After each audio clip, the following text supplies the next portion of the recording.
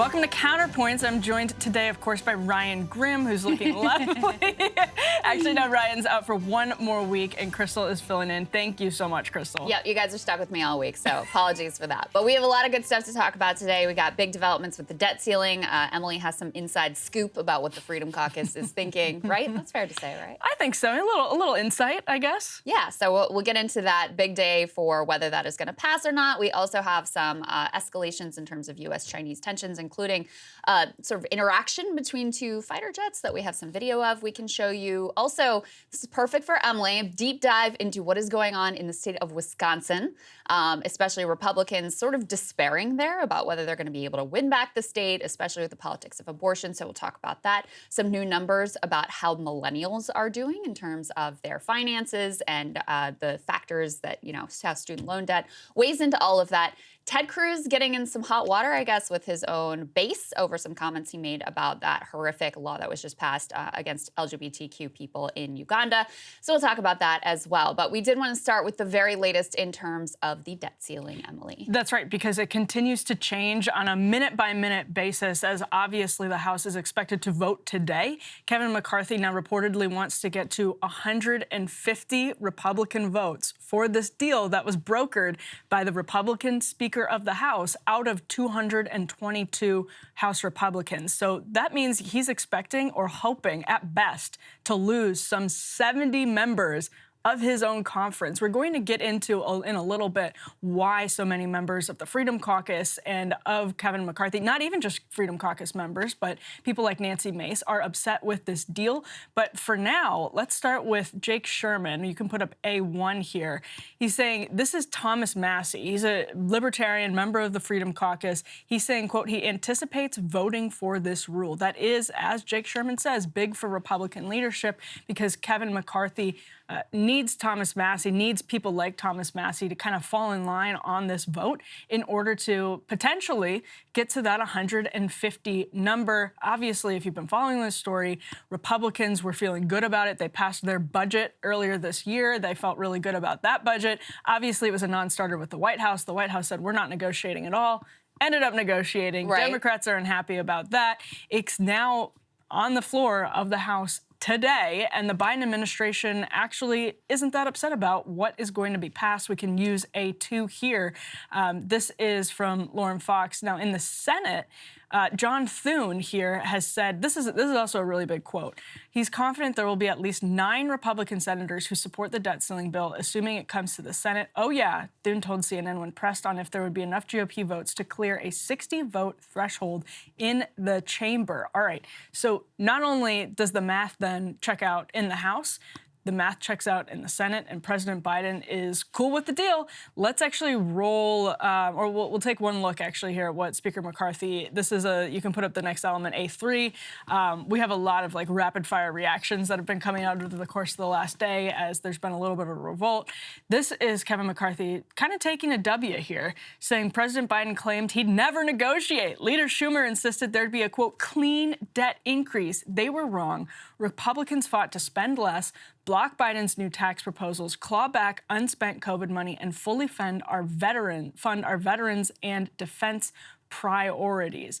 Okay, so there you have Kevin McCarthy saying expectations were low and Republicans met them, essentially is what he's saying. And one thing I've heard from some folks is that it's one thing to say, listen, we have little leverage, we don't want to play default chicken, so this is the best we could do, working with the president.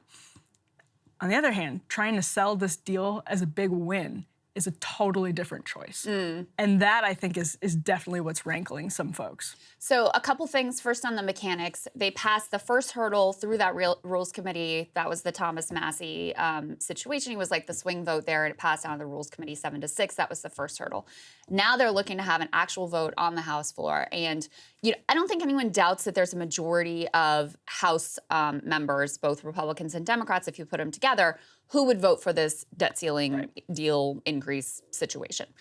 The challenge for McCarthy is that he has to have a majority of his caucus. And as you're pointing out, Emily, he's actually setting the bar a little bit higher than that. He doesn't want to just barely have a majority of his caucus. He wants to have the bulk of his caucus, something like 2/3 of the caucus, behind this deal for him to feel comfortable. Why? Because as we're about to talk about, If he doesn't, his speakership could be in jeopardy. You already have rumblings and more than rumblings from some members of the House Freedom Caucus about being very unhappy and upset with this deal. So that's the mechanics of it. Those are the big hurdles. Still remains to be seen how many Republicans go along with this, given the fact that you have not just the House Freedom Caucus, other members, as you point out, like Nancy Mace, and also a lot of conservative media and people like Ron DeSantis, Mike Pence, a number of like mainstream Republican figures and a lot of conservative media that have come out against this deal. So that's sort of the lay of the land. Do I think it's going to pass? Do I think he's going to get the numbers? If I had to bet, I'd say yes. Yeah. But I don't think it's at all like 100% certain. So that's kind of where things stand.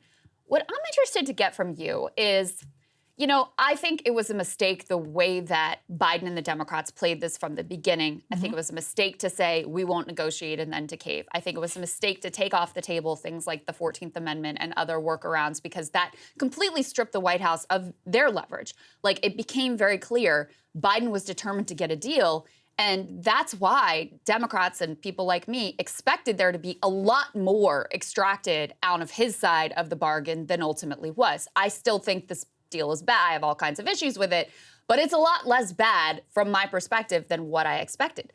So what do you think happened here? Like, did McCarthy, seriously, like, is McCarthy close to Wall Street and they were freaked out about what going over the cliff might mean? Did he just, you know, was he like charmed by Biden and Biden's really that great of a negotiator or something? Like, what is the explanation for why the deal ended up being a lot less than what I expected and what a lot of Republicans expected they might be able to extract out of this situation? Yeah, I think it's not wanting to play default chicken at the end of the day. Kevin McCarthy, I think, understands that the media is going to take Biden's side. It's not going to take his side if an actual default looms. And this is all happening in the context of the X date, right, which Janet Yellen first pegged to June 1, which would be, what is that, Thursday? So coming right up. Tomorrow. So tomorrow, that's why the vote is happening today, because there's this, she then sort of said it might be more like June 5th. It's sort of a subjective figure, but that's not wanting to play default chicken, learning or looking back on the Tea Party years and all of the times where that did not go well for Republicans, either with voters or with the media, probably because of the media in some sense. I think is what made everything become rushed, urgent, and put the ball in Biden and the Democrats' court. And we see clearly that Biden and the Democrats know the ball is in their court. We have some sound we're going to play in a bit. But it's been very interesting to see Republicans spreading all of these messages from kind of establishment Dems saying how happy they are with the deal. Yeah, it's interesting. You see two very different communication strategies. Biden even came out and said, we played this with Sagar yesterday, he even came out and said, like, do you really think it would help get this deal through if I was out there, like, singing its praises and how great it was and, like, crowing about what a great deal Democrats were able to achieve? So the White House has made a strategic decision to keep things kind of quiet and not rub Republicans' noses in the fact that they didn't get everything that they wanted. Again, I think the deal is bad and I have issues with it, but it's not as bad as I thought it was going to be. Republicans, on the other hand, Kevin McCarthy, we showed his comments earlier, he's really out there trying to sell like, oh, we really showed the Democrats and they didn't get anything, and here's all the great cuts that we were able to achieve. So even that is kind of a tell of which side really feels like they got the better end of these negotiations. That's a good point. At the end. Well, yeah, let's put up A4 because to Krystal's point, Newt Gingrich is out there sort of trumpeting the, what does Nancy Pelosi call herself, a master legislator? The master legislating of Kevin McCarthy. He said the debt limit deal is a dramatic victory for Speaker McCarthy and House Republicans before they passed their history-changing bill. No one would have believed it possible to cut spending, reestablish work requirements, reform permitting for energy and infrastructure, and more. There's some truth to that, which I think some people in this moment, there's a little bit of negotiation theater, which is inevitable in any type of deal like this that's happening on Capitol Hill, or even if you're trying to buy a used car or if you're playing poker, right? You have to have your poker place, your poker face. There's some measure of theater that's happening. And so there is some part of the Freedom Caucus guys that they're saying, like, listen, Go back to the negotiating table. The president of the Heritage Foundation, Kevin Roberts, said, go back to the negotiating table. This is unacceptable, to see if they can get Kevin McCarthy back to the negotiating table. But he does not have much leverage. He has never had much leverage. And so the likelihood of something like this being the deal was always pretty high. Now, could it have been better? I think absolutely yes. I don't think anybody is wrong to be upset about this deal. There is, though, truth to the fact that when you don't want to play default chicken, if you don't want to be blamed for that because you know the media is going to say it was those dang Republicans, then, hey, you don't have you have no leverage at all, basically, when you don't control 2/3 of the government. Yeah, so McCarthy, I guess, in the end, wasn't able to posture as being as crazy as like the Freedom Caucus types. Truly, I mean, that is one frequent tactic in negotiations that's very effective. I mean, Trump used this sometimes where you had to appear like you're crazy enough to actually take the thing over the cliff. And, you know, I guess he decided that for political reasons or for Wall Street reasons or whatever reasons, he wasn't really willing to be as wild-eyed and as crazy as, you know, maybe the Lauren Boeberts and the Marjorie Taylor Greens and the Matt Gaetz of the world would want him to be. Yeah. It is interesting. As I said before, the Biden White House has tried to sort of be a little quiet, just let this thing all roll out. And there are a lot of Democrats, too, who have been expressing like their dissatisfaction with the deal, especially the cuts to the IRS, some of the work requirement stuff. Although it just came out that on the SNAP, that's the food stamp program, work requirements edition, once you net out all the changes that were made to SNAP, you're actually going to have an increase of 78,000 additional recipients on SNAP. So I don't think Democrats can be too mad about the changes that were made there. And the reason is because while they're increasing work requirements on single men between 50 and 54, they are eliminating work requirements for veterans and homeless people. So that's why you have this net increase. In any case, you did have a Biden economic advisor who went on CNN to sell this deal a little bit. Let's listen to how he's speaking to it. And we're confident that it will get to the president's desk. I want to emphasize that it accomplishes three main things. Number one, it takes the possibility of a default off the table, which means we avoid an almost certain recession because of a first ever debt default. Number two, it protects all of the key pieces of legislation that the president signed into law in the last 2 years. New investments in clean energy, new investments in semiconductor manufacturing, new infrastructure investments that are being seen across the country. And third of all, it protects Social Security, it protects Medicare, it protects Medicaid, all these important programs that Americans rely on. What we are trying to do is preserve those investments, preserve the progress that we have made. And we've done that by essentially locking in the wins that we've gotten over the last 2 years. So a big piece of the negotiations, Republicans in their bill that they passed originally from the House had really taken an axe at the Inflation Reduction Act, which has a lot of tax credits to move towards, you know, clean energy transition. None of that was touched. And I do think that was an important win for the White House, given the fact that, you know, I think their whole approach, the White House from the beginning, was really stupid and ill-advised, et cetera. Agree. But given that they put themselves in a really bad position, the fact they were able to protect all of the Inflation Reduction Act, which is the signature achievement of President Biden and of some of the more progressive folks in Congress, I do think that was an important part. Absolutely. And that's one of the big things that Freedom Caucus members are looking at and saying, we passed this budget. This was important to us. And here we are. We're at a place where none of that was touched. The IRS, what this bill does with the IRS, I mean, it rescinds $1.4 billion in IRS funding.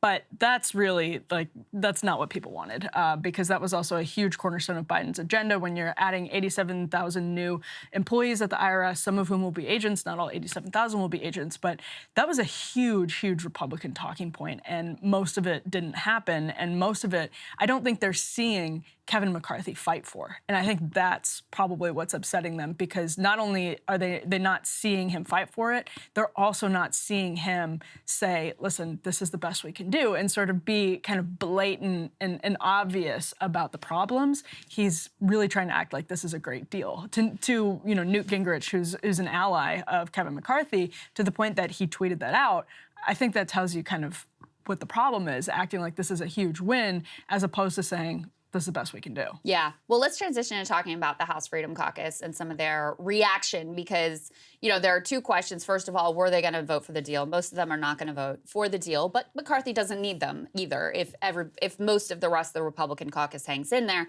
then he'll be good in terms of getting it passed. But one of the provisions that was in that that original deal to make Kevin McCarthy Speaker was to make it easier to kick his butt out if they didn't like what he did. And so you're starting to hear a few of them float this idea of, hey, maybe McCarthy's not the guy. Maybe we need to get him out of there. Go ahead and speak to a little bit of that, Emily, and what the dynamics are. Yeah, this is really interesting. It's some of the same dynamics from the speakership battle folks will remember from January when it took, 19 rounds to finally elect Kevin McCarthy as Speaker, in which he had to wring concession after concession, or they wrung concession after concession out of Kevin McCarthy, including the motion to vacate, which is something that Nancy Pelosi torpedoed after she saw what happened to John Boehner back in the Tea Party years.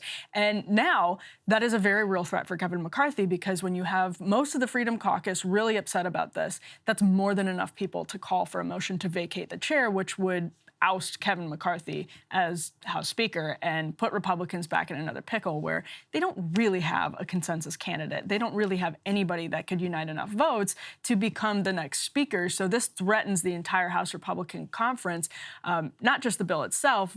To Krystal's point, I think the math is pretty safe for Kevin McCarthy. He wants to put up more. He wants to get at least 150 of the 222 House Republicans. That means he's expecting possibly to lose more than 70 members of his own conference. So we'll see what the math actually works out to.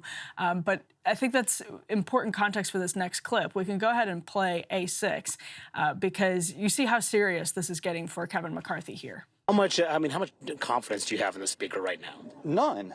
Zero.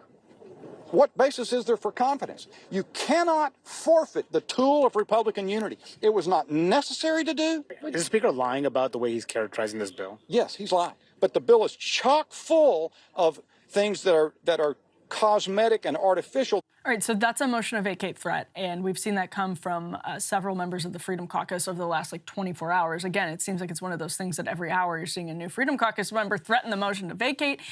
Let's go ahead and play this soundbite from Chip Roy, who has emerged. He certainly emerged during the speakership battle. He's actually a former Hill staffer himself. I didn't know that. Yeah, he worked for Ted Cruz, actually, and he really emerged as a leader of the Freedom Caucus folks and in the Republican Party during the speakership battle, and has taken up the same sort of role in these negotiations. Here's what he said yesterday outside the Capitol. My colleagues, be very clear. Not one Republican should vote for this deal. It is a bad deal. No one sent us here to borrow an additional $4 trillion to get absolutely nothing in return. But at best, if I'm being really generous, a spending freeze for a couple of years. That's it. That's about what you get. And frankly, you're going to make things worse. And my Democratic colleagues know it. That's why they're supporting it. That's why they're going around gleeful. All right, I have a quote that I want to read from a senior Senate staffer. This is exclusive to Breaking Points. It's a great quote. McCarthy had historic unity and massive leverage to demand a deal. He fucked it up bigly. The bill is horrible. My fear was that we would get a bad deal. This is an objectively horrible one. And so not only if you take that expectation, right, there's not a lot of leverage, it's probably going to be a bad deal, but then you take what Chip Roy just said, which is it's basically just all you're getting here is a spending freeze.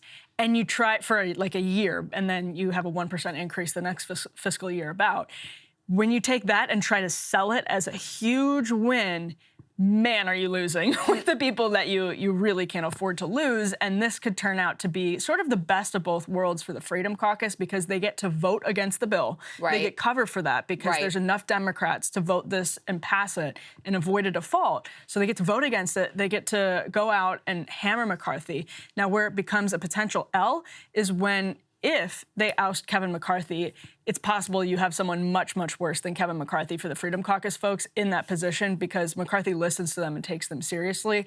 If ousting McCarthy ends up with another establishment person taking that seat, you're in big trouble too. Yeah, there's a few things there. So first of all, if I'm putting myself in the shoes, attempting to put myself in the shoes of a Chip Roy or a Dan Bishop or your Senate staffer who thinks they effed up bigly, part of this deal is not just we're going to lift the debt ceiling until, after if Joe Biden gets reelected. So pushes us out past the 2024 elections. That's one part. There's also provisions in here about how the budget process will unfold that basically says if we can't come to a deal on the budget appropriations, then we have, an automatic freeze. And this was the Thomas Massie thing, a 1 penny cut.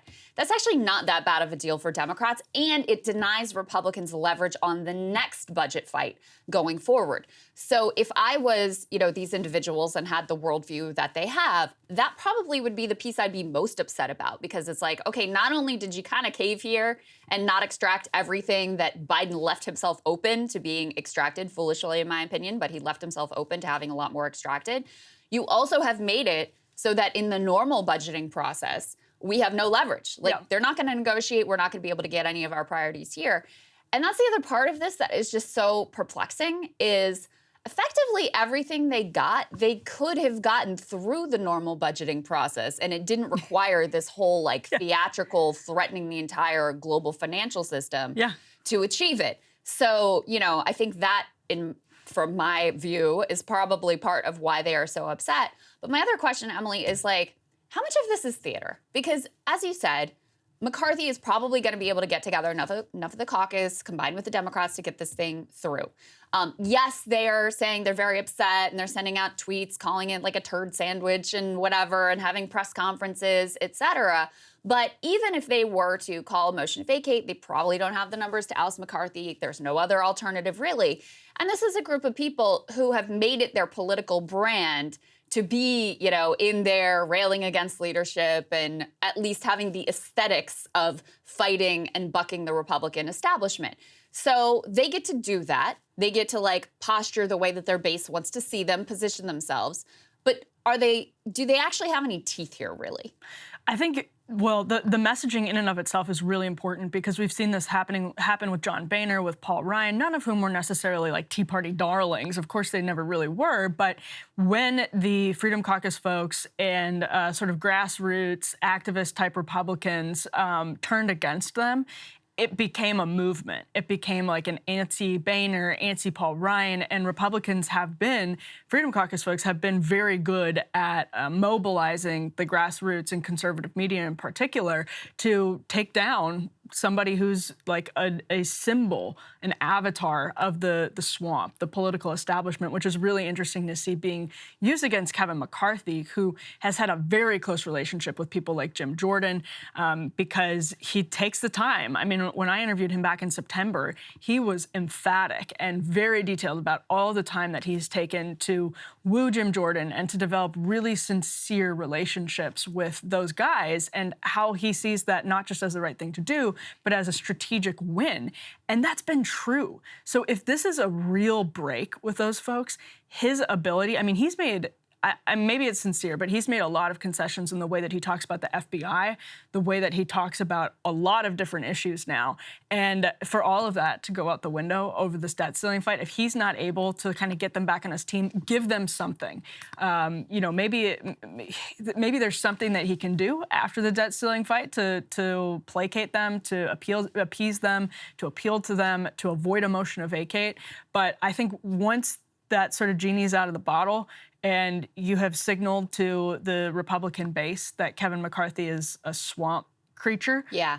I don't know how you put that back in the bottle. I think that's well said, because if he becomes a villain to the base, then whether the sentiment against him is genuine or not genuine among this handful of Republican House members, it becomes to their individual political benefit to try to oust him, to try to fight with him, to try to buck him at every turn and make his life miserable. Whether they're able to oust him as speaker or not is another question.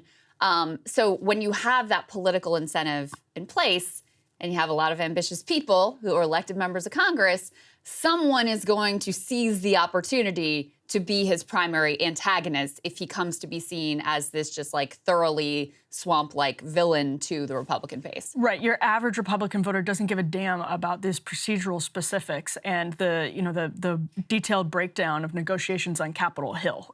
Because first of all, that stuff is extremely hard to understand, even if you cover it and you follow it. And secondly, it's your team or my team, right? And it gets broken down in that really easy way. And the last thing I want to say before we move on is just a comment that I heard from somebody on the left baffled by the hills Republicans chose to die on in this fight, saying, why not go after the Pentagon?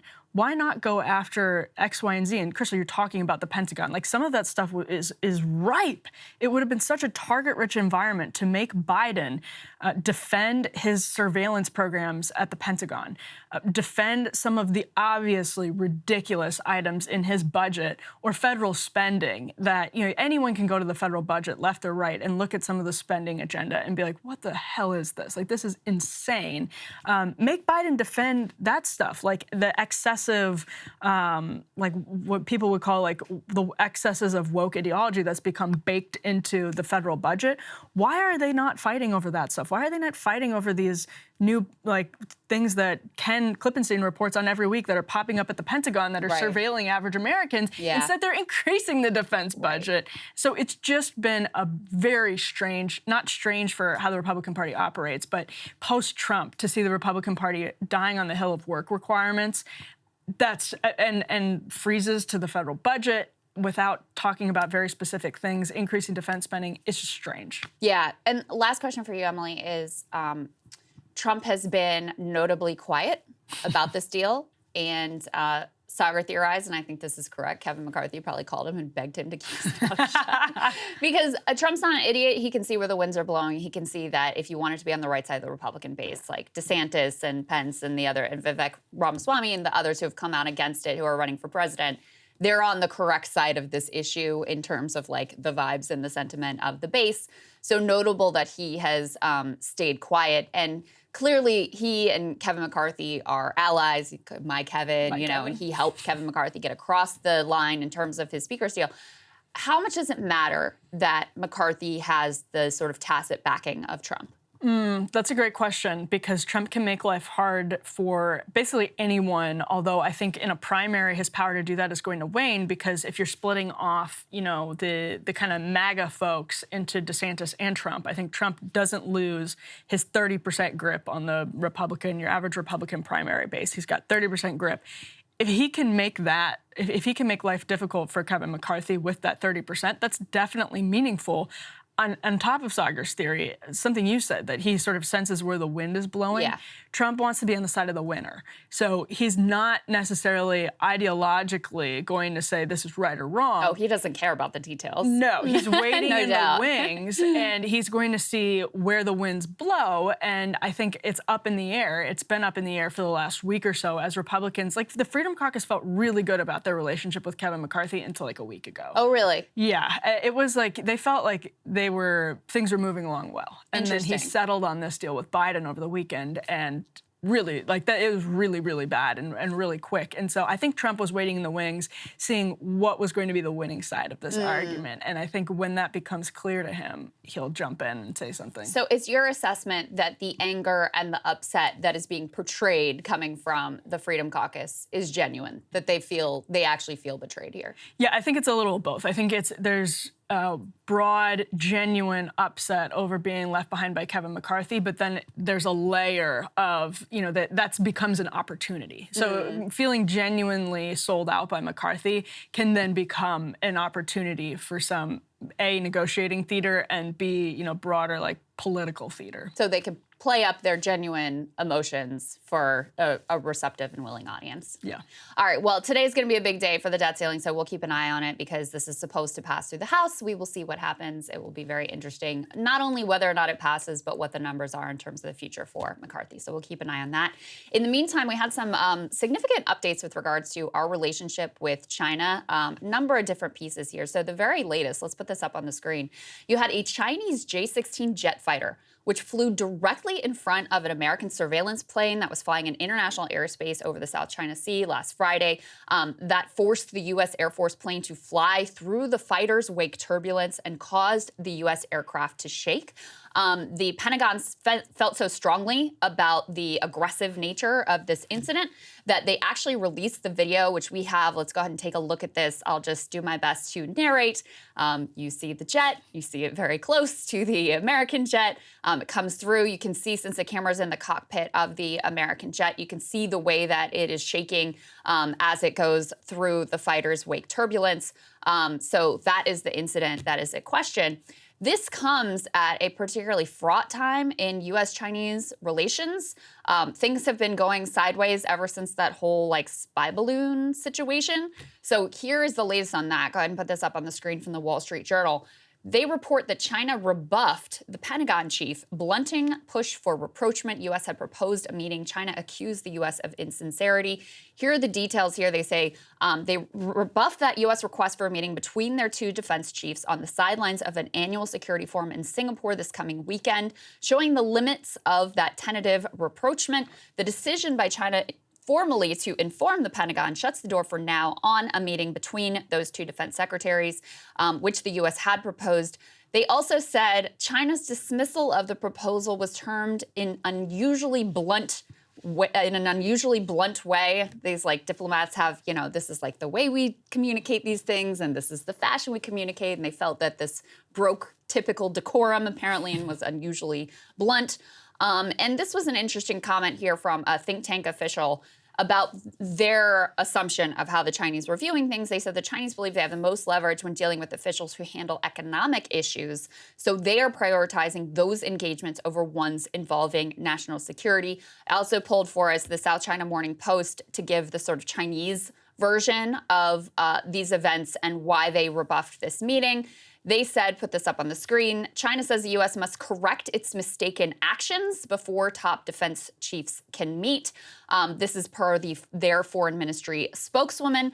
They say Washington should earnestly respect the sovereignty, security, and interests of China and immediately correct its mistaken actions to show its sincerity to talk. And they pointed, Emily in particular, to the fact that their defense chief is actually under U.S. sanctions, which the U.S. doesn't have any intention of lifting. But I also think that's kind of an excuse for them to, have some justification for why they didn't want this meeting to go forward. Yeah, and I think it's the Journal that notes that they still haven't rescheduled that Beijing trip that Blinken was supposed to take during that initial spy balloon upheaval.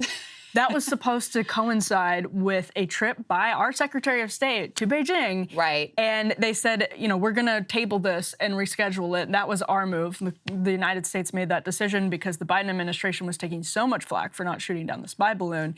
And they still haven't rescheduled it, and it's months later. And it's interesting also, the spy balloon started drifting over the United States in another situation where there was a planned meeting. That's also obviously echoed by what just happened this week. And I think worth noting, too. Yeah, I think it's a real shame that that meeting didn't go through. I think it's a real shame that they pulled the plug on this meeting as well. And within the Biden administration, the reporting is that you do have sort of dueling views of how to approach the relationship with China. Obviously, some of Biden's signature initiatives have been designed to try to claw back some productive capacity here, especially with regard to semiconductor chips. And so they've taken that approach from an economic perspective. And you have certain folks within the administration, those who are more focused on the economy or who are more focused on climate, who say, listen, if we're going to tackle these challenges, especially around the climate crisis, we're going to have to work with China. And so we need to have these open lines of communication. You also have, Pentagon and military brass who just feel like, all right, in order to avoid any real, dire mishaps or misunderstandings, we need to make sure that we're in communication. But you also have thinking within the Biden White House that, wants to take a more sort of hawkish and aggressive and adversarial relationship with China. And so you see them kind of oscillating between these two approaches, I think, back and forth. And, China now at this point, I guess, over the spy balloon situation and just wanting to assert themselves here, sort of thumbing their noses at the U.S. That's so interesting about the internal dynamics of the Biden administration because, you see it in just a very, I think, confused policy towards China. And to your point, if that's reflective of internal debate about what the right course of action is, I mean, maybe this puts the Biden administration, maybe this forces their hand, maybe it puts them in a position where the people internally who are fighting to take a more hawkish stance on China inevitably are winning out because if you hit that brick wall, their hand. Yeah, when you hit that brick wall and diplomatic relations are strained to the point where you can't have these meetings anymore, then that's when you start to get to I would say a dangerous place. And I think there's obviously good reasons to have the hawkish instincts towards China, especially when you look at, exactly what the video clip that you just showed. yeah, it's understandable, but at the same time, that puts us closer and closer to a hot war. Yeah, which would be a disaster for us, for them, for a lot of people around the world. And China has long taken this approach. That's why I found that comment so interesting about how they're most interested in dealing with officials who handle economic issues. I mean, they really sort of understand our society and how much it is driven by like capitalism and by capital. And so this was noteworthy. Elon Musk is actually just visited China. Go ahead and put this up on the screen. And we have some notes here from the Financial Times about that meeting. China calls for stable ties with the U.S. and meeting with Elon Musk. Billionaire's audience with the foreign minister highlights complex relationship with Beijing. So the fact that this meeting is coming at this time, I think, is also noteworthy and fits with this idea of, they feel like the way they can pull our strings is through economics. And it's not just us, too. I mean, this is why they're, with their initiatives in Africa, lending a lot of money to build out ports and roads and bridges and fund their infrastructure. Also, by the way, loading them up with debt as their own sort of version of imperialism. So they're very skilled and adept at using their own economic power and might as a sort of power play, both with us and with some of our leading entrepreneurs, but also with countries around the world. Here are some of the details from that meeting, in addition to calling for that stable and constructive ties. In a statement, the Chinese Foreign Ministry quoted Musk as comparing U.S.-China interests to conjoined twins, saying Tesla opposed decoupling of the world's two biggest economies. They face some internal concern about Musk's relationship and Tesla's penetration within their market, because they saw in particular the way that SpaceX satellites using Starlink were utilized in the Ukraine war. And so in the same way, like we're having this whole conversation here about TikTok and what Chinese are doing with our data and all this stuff, they're worried that his satellites could be used to spy on Chinese citizens. And so there are defense hawks within China who are not comfortable with, the level of interaction and the level of market penetration that Musk has through Tesla. But this was a reaffirmation that at the highest levels, the government embraces, Musk and Tesla, and it has also been really useful for them in terms of shifting their economy towards electric vehicles, which has been phenomenally successful by all accounts. Yeah, and I'm sure the audience will be shocked to guess who else is in China this week. None other than, of course, our real Treasury Secretary, Jamie Dimon. And we've seen over the course of the last 6 or so months, all of these... Real president, I would say. Yeah, the real president, Jamie Dimon, and our real Secretary of State, Elon Musk, together and China at the same time. No, I think we've seen, business leaders, we've definitely seen business leaders flocking back to China post-pandemic. This is both, I believe it's Elon Musk and Dimon's first trip to China post-pandemic. China, by the way, facing another wave of an outbreak and not locking down, which is another kind of interesting piece of context in the broader geopolitical conversation. So it goes to show exactly what you said, Krystal, that there's something very telling, accurate, and maybe a little bit sad about China's recognition that dealing with people in positions of economic power in the United States and economic diplomacy with the United States is probably their best bet to make inroads. And that's they're been like, true. we know who really holds the keys to the kingdom in your country. And they're not wrong. They learned that from WTO and everything after that. And it's still, there's still people who refuse to learn the lessons. Well, they know the lessons. They've just benefited from everyone else's misery. Yeah, at the same time, so Musk, as tying in the Musk piece, he had commented previously about the Chinese space program, saying that it was far more advanced than a lot of people realized. Put this last piece up on the screen, and we just got an announcement, China launching a new crew for space station. They are planning to land people on the moon by the end of this decade. This is classic, sort of national projection of power and prestige.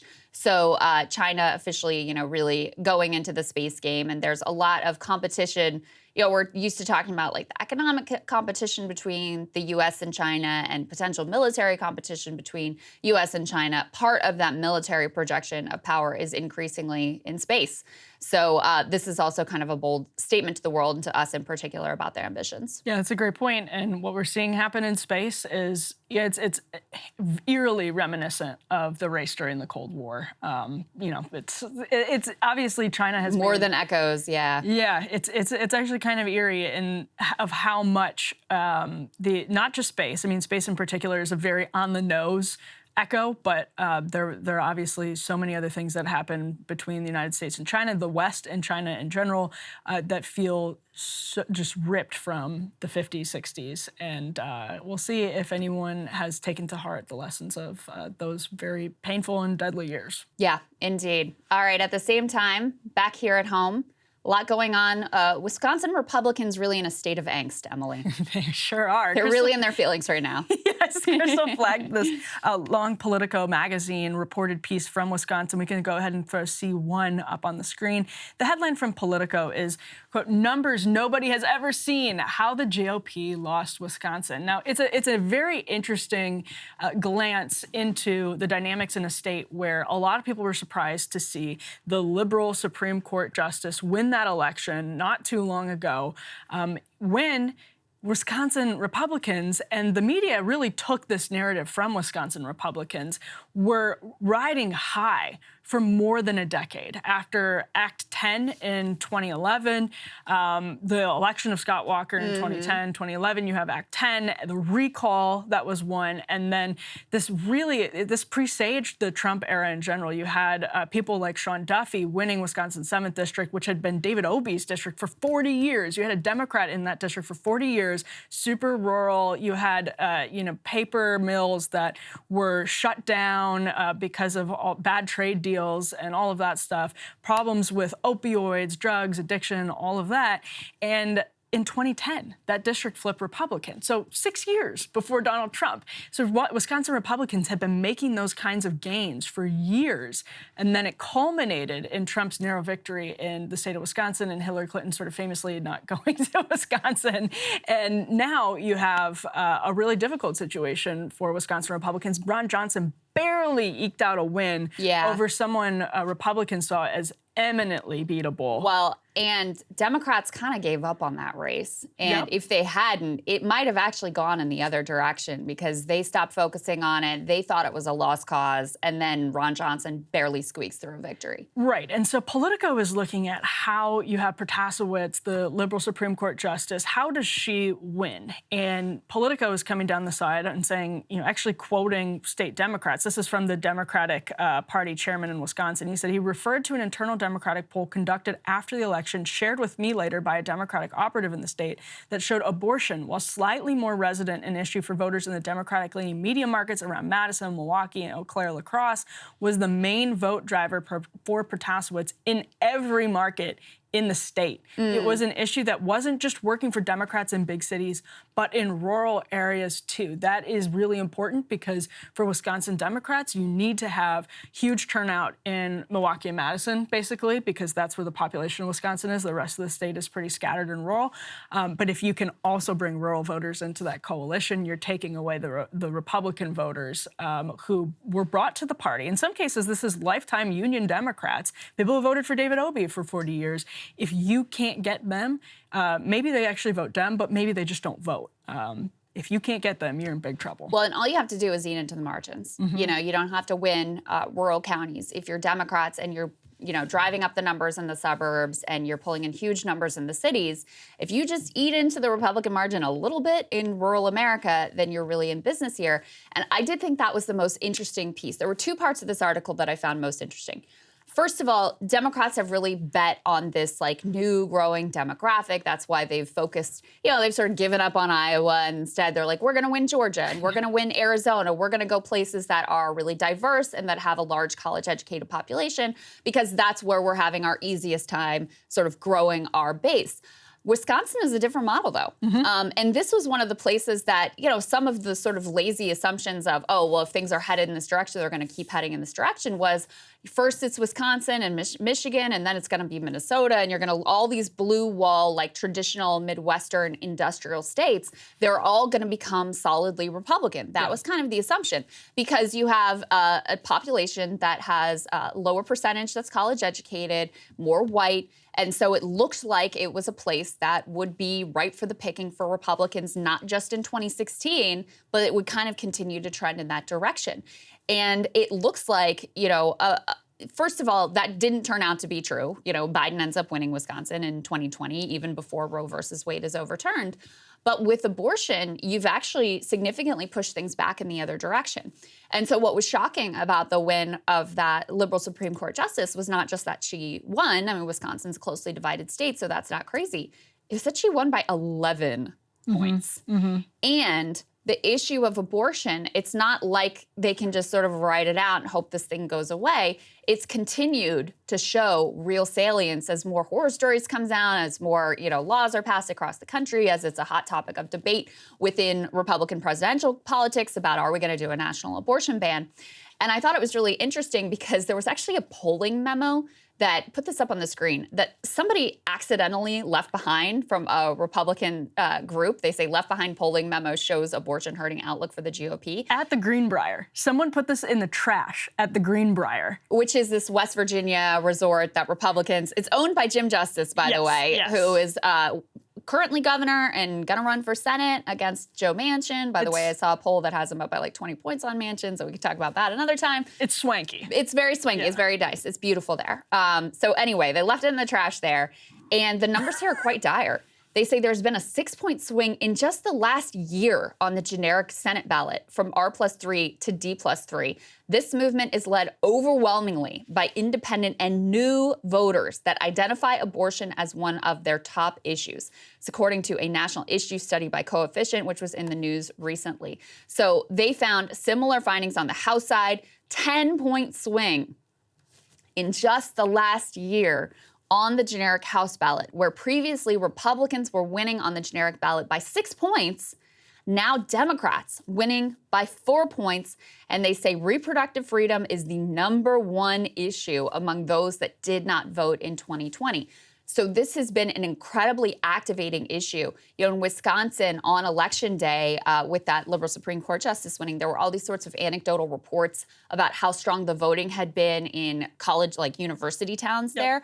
And after the fact, we've gotten the numbers that has in fact been the case. You know, young people very like classically unreliable in terms of their voting behavior.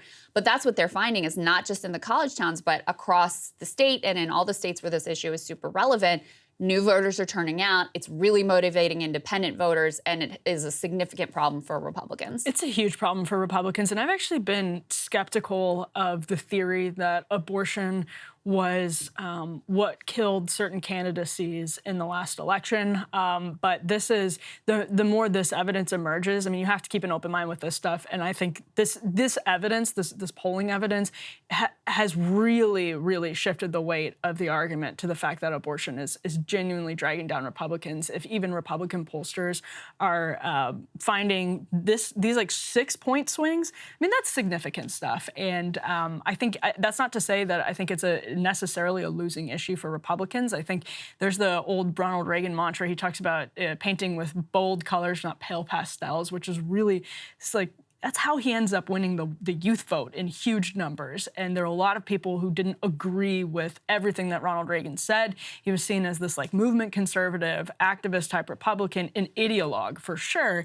And yet people voted for him. So I think there's a way for Republicans to talk about abortion more honestly that may drag them down in certain areas, but in other areas may be helpful if you have a certain kind of candidate. You know, Ron DeSantis puts up big numbers in Florida, you know, with people who haven't always voted Republican. And I think partially that's because he doesn't shy away from the issue. He doesn't try to hide the issue and like be apologetic about his beliefs on abortion. So if I were a like consultant for Republicans, I would say you just need to be honest about what you think.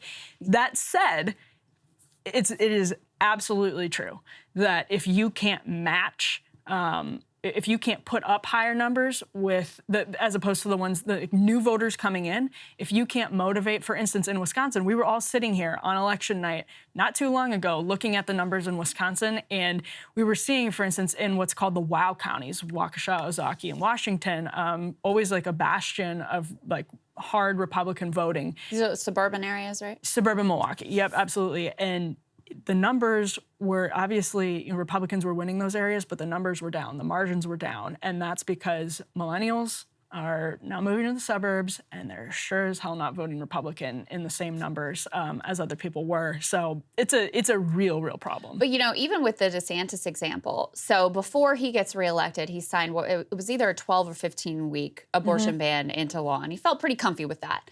The 6-week abortion ban that they just passed through, he clearly felt like politically he had to do it. Passed it like on a Friday evening, did the press conference like literally at midnight. It was like, let's not talk about this. Let's just try to move forward. And I think that illustrates the problem that Republicans have right now is they have won on this issue in the past when they've successfully, first of all, their base was super motivated to get Supreme Court justice on and overturn Roe versus Wade. Okay, well, that energizing factor is now gone for them. Yeah. And the other thing that they did, which was successful for them, is they would paint the Democrats as the extremists. You know, partial birth abortion, and you know, what the latest? What's the one? They claim that like after the baby's delivered, that Democrats want. They just claim Democrats are like really extreme on the issue, and they put the focus there on the most sort of fringe examples that Democrats will support. Very effective politically. Well, now, given the way that the landscape has changed, necessarily, because Roe versus Wade was already kind of the compromise position. So the compromise position is gone. So now necessarily all the fronts that they're fighting on are extreme and are fringe. So, you know, a 6-week abortion ban or the heartbeat or the personhood stuff, like have very limited popularity. It's a very small part, even of the Republican base, that supports some of the most stringent restrictions here. Certainly a nationwide ban is like wildly unpopular. It's like less popular than defund the police, which is famously, you know, as a slogan, very unpopular. But that's the only ground that's left to fight on. And the pro-life base is very organized. They are not content with Roe versus Wade being overturned. So it's sort of like necessarily the turf that's being fought on is very extreme in terms of Republicans. It makes it a lot easier. I know they've been trying to pivot to like, let's talk about partial birth abortion again. But it's hard when the current stories that are coming out of, you know, women who are like being told go bleed out in the parking lot, and when you're on death's door, that maybe we'll treat you. Those are the sorts of things that are now happening every day because of the restrictions that are being passed into law in these states. So I don't know how you get out of that without, you know, just like shifting your stance on the issue. Yeah, and you're right. I mean, that is absolutely the strategy because, and by the way, people like Ralph Northam and Andrew Cuomo make it really easy for Republicans to point to examples of like, listen, this is a so-called like moderate centrist Democrat who has some pretty unpopular positions on third-term abortion. And that, though, we've seen, first of all, you have to talk about that proactively. You can't wait for the media to start like jumping on you. You have to like actually be going after that, want to talk about abortion and want to say X, Y, and Z, which most Republicans don't. Like Ryan and I were on air together when Roe v. Wade, the decision or the Dobbs decision was handed down. Yeah. First thing I said was, the Republican people over at the RNC right now are scared out of their minds. They hate this. Like they're not happy about this at all. Because to your point, that was always the thing that they could say, I support, you know, this, like. Right. And when you lose that, you have to go on offense. Otherwise, you're going to look terrible. You're going to look like you're hiding from the issue, like you're a secret extremist. And that's what we've seen Republicans do. So the pro-life movement right now is really trying to get Republicans to rally around that Lindsey Graham bill, the 12-week thing. And there's a lot of hesitancy on that because some people want to go further and some people think it goes too far. And it's a huge albatross, I think, right now because nobody knows how to talk about it. And nobody knows what they actually believe because for a long time, and I think this is still true, those people at the RNC, they don't know what they believe on abortion. And if they do know, they probably wish Roe were still in place. Oh, absolutely. I mean, Trump picked up on this right away. Yes. Reportedly, he said right away, this is going to be a major problem for us. And you can see, you know, he's pissed off a lot of the pro-life groups by being like, listen, I'm going to sell what I did when I was in office by putting these justices on there, but am I going to commit to anything else? No, because politically, this is incredibly toxic.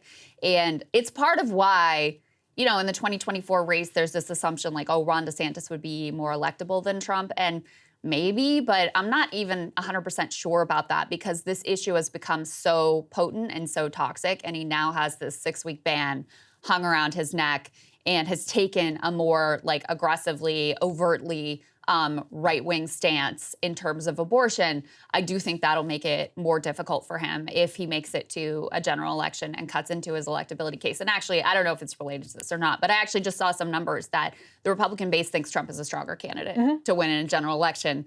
So this central pitch from DeSantis, maybe he still is able to make it land with the base. Maybe that becomes the thing that they're most concerned about and they're persuaded by his argument. But as of today, he hasn't been able to win that debate. Yeah, then there's some evidence on that side, which that Donald Trump was always able to pick up voters that Republicans never were. And those are people that are probably not going to vote for just your average Republican career politician. And, the last thing I'd say is that actually one of Trump's best political moments is when he went on offense in a debate against Hillary Clinton. And whether or not you agree, if anyone agrees with what he said about abortion, he painted a very vivid picture and just went in on Hillary Clinton. And that is, I think, an example of where going on offense from a strategic messaging perspective for Republicans can be really strong and really valuable. But then if you have 6-week bans, for instance, it makes it much harder. Like, that takes some of the power away from doing that. So there's no question It makes about it much harder to shift the focus. I mean, I've always said, Americans, I think, on this issue, you obviously have, you have your ideologues who this is their number one issue and they're clustered at the extremes and they drive most of the debate. Yeah. Most Americans overwhelmingly, they see it as a moral issue. They see it as a difficult and tricky issue. And they have these sort of like mixed and moderate stances on it, which I really relate to and I think agree with, actually. And so whichever party seems to be embracing the most like fringe part of this argument, they're going to be losing on this issue. Yeah. And Democrats have been in that position where they've been effectively painted as the extremists on the issue. And now Republicans, given the new landscape, I think it's just very hard for them to escape that box. And clearly it is very motivating. So interesting data there out of your home state of Wisconsin. That's right. And Christie, by the way, he's in. It's happening. New news. So while we're talking about politics and elections, Christie's super PAC has been formed. He is actually set to announce his candidacy in New Hampshire next week. I mean, the details from Axios about how he wants to be, his pitch to voters, I think it's laughable. What are the details? What is his pitch to voters? That he wants to be, I think the word they used was jolly. Okay, all right. I like jolly. Yeah, I mean, but Christie, I just think it's hard. Yeah, here it is. That Christie thinks, I can't take this seriously. Being joyful. Being joyful. And a hopeful note aimed at America's, quote, exhausted majority, being authentic, a happy warrior who speaks his mind, and running a national race, a, quote, non-traditional campaign that is highly focused on earned media, mixing it up in the news cycle, and engaging Trump. That is code for we don't have any freaking money, because nobody's going to put money behind Christie, because he flamed out, obviously, in 2016, and it has even more way more issues with a Republican voter base right now in 2023. This is also bad news for any Republican who hopes to have a binary Trump versus DeSantis race. Oh, that ship has sailed a long time ago. People will still say, for instance, we expect that folks will learn from 2016 and dip out of the race earlier when they realize that their candidacy doesn't have any wings, and they'll stop the bleeding so that they can, if it's Trump versus Pence or Trump versus DeSantis, which is probably a more likely outcome, it can just be Trump versus DeSantis. And it's more of like a Hillary-Bernie race where those votes aren't split up in so many different ways. But the more people you have entering, the less chance of that happening. Yeah, and it's a sign of DeSantis' weakness that so many people decided to jump in the race to be the Trump alternative.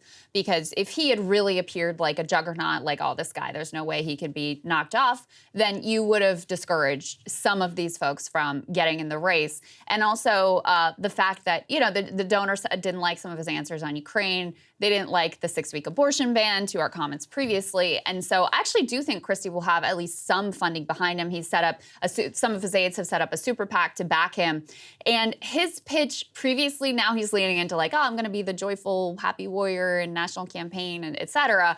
previously, I think he had a more honest assessment of what his goal was, which is like, I'm going to do to Trump what I did to Marco last time around. I'm good at being the pugilist. I'm good at fighting. I'm not afraid of the bully. Like, I'll go in there and I'll mess him up. And that'll give an opportunity for other people to be able to succeed, whether it's Christie or DeSantis or someone else. Do I think that's going to work? Do I think Christie has like that kind of traction with the Republican base? No, not necessarily. But I do think that that is an appealing and sensible enough pitch that he's going to get some funders. And definitely, if he's launching, he already has some funders behind him. You only need one billionaire to like float your super PAC in order for you to be able to get in there and do your thing. Now, part of the problem for him is that, you know, unlike what he was able to do with Marco, number one, Trump is much more skilled political player on a debate stage than Marco Rubio is. But also, I don't think Trump's going to debate. So you're not likely to have that moment where you can make him look foolish in real time. And that is what Christie, I mean, you guys, I don't know if you remember, but when he was coming to prominence and when Republicans were absolutely loving this guy, is he would do these town halls and he would like yell at teachers and, you know, very like he embodied some of that, like, we just want someone who's going to fight energy before Trump came along. And part of what went wrong for him in the 2016 race is that Trump sort of stole his spotlight in terms of the abrasive lane that he was planning to occupy. So he is, I've always thought Christie is genuinely politically talented. I just don't think he has credibility with the Republican base at this point. But, you know, one of his allies who started this super PAC, he says Mr. Christie is willing to confront the hard truths that currently threaten the future of the Republican Party. Now more than ever, we need leaders that have the courage to say not what we want to hear, but what we need to hear. So he's almost on like a kamikaze mission, I think, to try to bloody Trump and make it possible that someone else could succeed. He's also been, though, critical of Ron DeSantis, so it's not like he's in there just to do the dirty work of Ron DeSantis either. Yeah, he criticized Ron DeSantis from his left on Disney, or from his like libertarian side on Disney, which is just, I don't know why Republicans think from Nikki Haley to Christie to what, like Asa Hutchinson. I don't know why anybody thinks, Trump, that's right. That's the elephant in the room. I don't know why anybody thinks that's a winning campaign strategy, but I think with Christie, New Hampshire is actually where he had that moment against Marco Rubio on the debate stage. I didn't remember that. And you can see how, the pugilism and the more centrism of somebody like Christie, New Hampshire really should be his bread and butter. But that point about courage, I agree this is a kamikaze mission. I don't think he thinks he's going to be president. I think he probably thinks maybe there's a chance, so might as well take down Trump in the process and have fun on TV, which is the earned media aspect of his campaign which strategy. He definitely enjoys. He's got a former Romney staffer. I mean, it's not a recipe for success with today's Republican Party. And his courage message, he is going to have a hell of a time making that pitch when I think he has really covered himself in not so much glory. It's more embarrassing the way what is that media report about how he went to like get Trump's McDonald's orders for him? Well, he's kind of pleased nobody. Exactly. I mean, you've got, the Liz Cheneys of the world, like there's a constituency for them, become the resistance hero and be consistent and strident in your opposition to Trump. Christie's been all over the map, after he nuked Rubio, which was much to Trump's benefit. He then drops out and endorses Trump. He gets the McDonald's, does that dance for a while. Sucks up. I actually think the breaking point was, I didn't mean to do that. Anyway, was when Trump was using Christie for debate prep, and they were in like a hotel room together and whatever. And it turns out Trump, which he probably knew at the time, had COVID. And Christie got COVID from Trump, from helping him with his debate prep at that time. Christie almost died from COVID. I mean, he's overweight. He was in the hospital. It was very serious and very grave. And reportedly, Trump, when he called him, it wasn't like, oh my God, are you okay? I'm so sorry. It was like, you're not going to tell anyone that I gave it to you, right? It seems like that was the real, like, personal breaking point for Christie. But even if but he's not the resistance hero that Liz Cheney is, because he was backing Trump all the way up until that moment and carrying water for him and apparently getting his McDonald's and whatever else was required. And now he's completely lost the Republican base because he's been willing to criticize Trump and made a hard break from him. So it's hard to see what his constituency really is, even though, again, I do think that the man, just on like a raw political talent, level. I've always thought he's very talented. I think if he had been the Republican nominee in 2012, I think they would have had a much better shot against Barack Obama. But it's hard to see what his lane is here. Emily, one question I have for you is, like, do you see a vulnerability for Trump?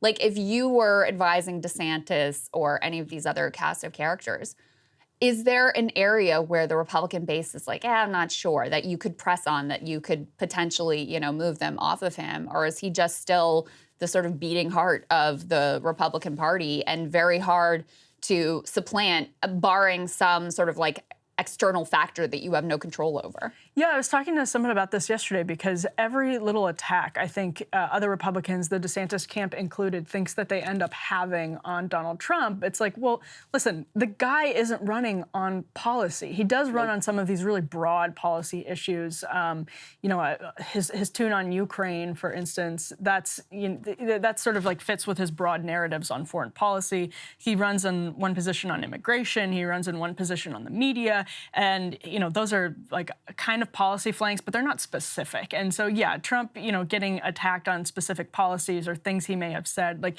you never have him. I'm sorry, but like, you never have him. It's never going to happen. But I think he does come in with one serious disadvantage, which is having been president of the United States and losing. That takes the wind out of his sails of the kind of winner argument, which is why he clings to the election fraud argument, the lie about a stolen election. I think that's why, which was not stolen. I think that's why, you know, I think that's why he really clings to that narrative in particular, is because being a loser is toxic for Donald Trump. And then also coming into office, not building the wall, you know, he has a lot of things that he said he was going to do. He'll say it was because, you know, it was taken out of office by a stolen election. But I still think that's, you know, even if you think the election was rigged, not stolen, I think that's a really tough argument to make for Trump. So that's definitely a disadvantage. And that's one thing he's never had as a presidential candidate before, is that he lost. And this is the time to test it out. Yeah. Yeah, well, I mean, he's made it very difficult because, unfortunately, overwhelming majority of the Republican base believes the Stop the Steal stuff, so they don't see him as a loser. They think he was robbed. But I do see DeSantis trying to sort of like gesture at that when he's talking about, hey, maybe we should have done mail-in voting. Maybe that would have worked out for you better than right. what actually happened, which is just like indisputably true. Yeah, and that's where Republicans are on this. Most like activist Republicans or people in D.C. agree with that at this point. Krystal, let's move on to millennials. We're both millennials, aren't we? Yeah, I'm barely. I'm like an old millennial. You're an elder millennial. Yes, I am. I'm a senior millennial. Well, this article caught our eye because it crunches some new numbers on how millennials are faring. And I know a lot of our audience is definitely in the millennial camp. Take a look at this tear shade. It's D1. This headline in particular, people were circulating it on Twitter because it seems shocking. The headline from Business Insider here is, meet the average American millennial who's a parent and homeowner with a net worth of $128,000 and hoping for student debt relief. The article says, and here's where some of the numbers get interesting. As of 2019, the median millennial household income, when adjusted for inflation, was roughly $10,000 higher than those of median Gen X and Boomer households at the same age. So this is comparing millennials, a snapshot of millennials right now, to the same snapshots of Gen X and Boomer households at the same time. They say it's taken millennials some time to catch up to prior generation when it comes to wealth. The Fed in St. Louis, they did an analysis of 2016 data. It found that families of older millennials had a median wealth of about 30% lower than people of prior generations at the same age. But by the time 2019 data was available, that gap had shrunk to 11%. And then an analysis of 2022 data found that, quote, young Americans, so that's people from about 33 to 34, millennials, had roughly the same average wealth adjusted for inflation as Gen X did at the same age. Now, that's a very specific cohort, 33 to 34. That's not millennials more broadly. And I think that's some of the problem with these numbers, is that like you can find numbers that are very specific to like 33 to 34, as opposed to millennials that are like 27 to 40 at this point, and jump in a specific period of time, pull that number out and say, listen, millennials are fine. But homeownership, millennials hit the majority homeownership rate. Actually, according to Rent Cafe, that was what was that, last year? And apparently, so the average millennial was 34 years old when the generation reached that milestone. Gen X and boomers were 32 and 33. So again, you have Business Insider saying they weren't that far behind. But again, that's actually not accurate either, because we don't know until millennials are like, we actually don't know until we have a clear information on like the 27-year-olds, right? Like by the time they've reached the age, they're not 34 yet. They're not necessarily at the average yet. So I don't know. I think this is all really premature, and I had to include this National Review article. We can put the next element up on the screen, because this, to me, playing semantics with the word crisis, saying the student debt crisis doesn't actually exist, saying it's bad, but it's not a crisis because Americans have all kinds of other debt that we don't call a crisis. It's just an absurd... Maybe we should call that other debt a crisis. Right, Certainly the medical debt is a crisis. Exactly. And here's the line that really I thought was such a tell and just incredible. Quote, the vast majority of student loan borrowers have manageable debt burdens of $5,000 to $40,000. Oh, yeah. Real manageable. Debt. $40,000 in debt. Super manageable. I don't care if you're going to be a doctor coming into your, which is not the case with most of those people. And by the way, there are a lot of outliers in among millennials who have like crazy amounts of debt, like pushing 6 figures. Oh, yeah. And those are for degrees that are not going to make it easy to pay it off. But even if you're talking about an average from $5,000 to $40,000, the average, I think, graduates with closer to $40,000. So whether or not it's $5,000 or $40,000 right now is a different question. We've seen poll after poll show millennials saying that has made them put off marriage. It has made them put off home ownership. It's made them put off all kinds of different normal milestones. And so yet having to scrape by for years and years and years, where you are, for instance, Lyman Stone at the has crunched numbers over and over again showing women have fewer children than they say they want. Yes. That's really freaking sad. And that is a consequence in some ways of putting off marriage, of putting off home ownership and all of these different milestones because you were bogged down in debt. Student loan debt in particular, the polling has found that is an influence on this. And the same thing goes for, like you're saying, medical debt and all those other things. It is a crisis, whether it's student loans or medical debt or anything else. It's absolutely a crisis. And it does prevent people from having lives that they wanted to see themselves have. Yeah. I mean, this is part of, first of all, let's think about the framing of this article that's like, older millennials, it's not even all millennials, older millennials have maybe started to catch up to boomers. Yeah. Is that our standard for our country? That like younger generations may possibly at some point in their lives be able to achieve the same level of success as older generations? It's always been the opposite. It's always been the aspiration. Of course, you want your kids to do better than you do. So the very fact that we've lowered our goals to be like, maybe one day by the age of like 45, you'll have a shot of achieving what your boomer parents and grandparents were able to achieve. Like, that's a sad statement in and of itself. But I also think, you know, part of what is missed in this analysis is how much the landscape has changed in terms of, as you're pointing to, Emily, like housing is wildly unaffordable. Yep. So those milestones in terms of home ownership get pushed back, which means that you have many fewer years of like building wealth as a homeowner. So that gets pushed back. Since you don't have that ability to own a home and be financially stable and secure, you wait to get married, you wait to have kids. Healthcare has become wildly more unaffordable. Education, wildly more unaffordable. So all of those sort of bedrock pieces of a middle-class life have become so much more expensive way before we started talking about inflation. And some of those pieces are not really reflected in this analysis that make up, like, how do you just have a stable middle-class life? So I also think, you know, the picture is very different for younger millennials versus older millennials, and so the data is also a little bit cherry-picked. They say the typical millennial earns between $52,000 and $62,000 a year. But again, that really depends on whether you are at the upper end of that age spectrum or the lower end. And overall, I think you have a generation that has just been made so much more precarious by the fact that some of these core pieces of a stable and thriving life have become so unattainable. And we see the way that the life milestones get pushed back and back and back. And sometimes that gets sold to us as like, oh, that's just the way the kids want to live these days. But then you go and ask women like, okay, but how many kids did you actually want to have? And it's more than they were able to have. And you can see this isn't because of some life choice. It's because of the economic circumstances that were forced on them. I will say, though, they point to data from 2016 that showed millennials way further behind where boomers and Gen X were at their age. And there seems to have been some catch up over the years. And I do think, part of what happened with the pandemic recovery programs is it did really help. It helped a lot of millennials. It helped a lot of people who were at the lower end of the income spectrum. They were able to save a little bit of money.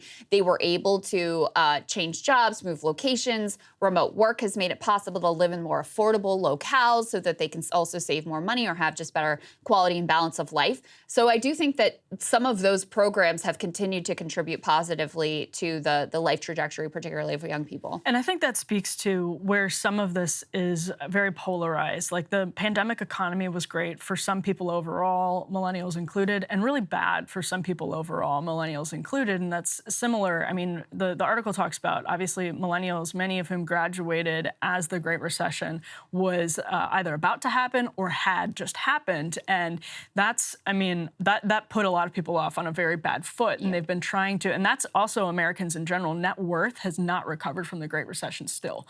It is still not where it was before, which is, I think, a huge factor, underestimated, and why people are like, listen, the economy is fine. Like, right.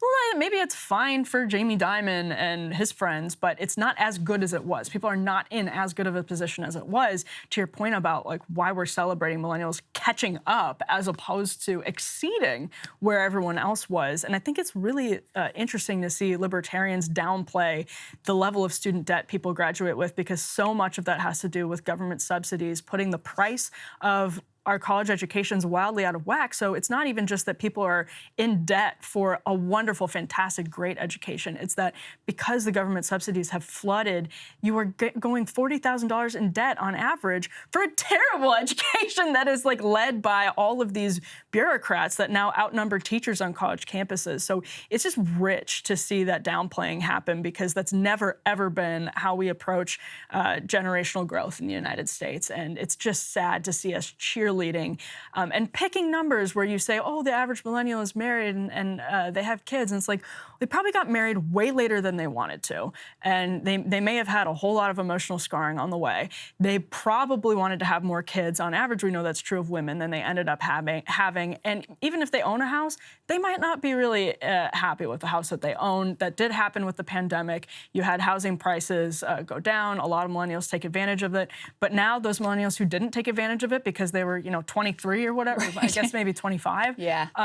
Good luck. Good luck to them. Yeah, that's true. And just to wrap this up from the libertarian perspective, I mean, if you're in that kind of debt, like, you're not free. Like, talk about like freedom and ability to chart your own course and make your own path. And that's reflected in the numbers of young people who say that debt burden, specifically from student debt, keeps them from launching the businesses and becoming the entrepreneurs that they want to be, because they got to have that steady check to be able to make sure they're still servicing that debt. So in a very real way, it really limits people's choices and what they're able to do with their lives. So don't listen, tell me that's not a crisis.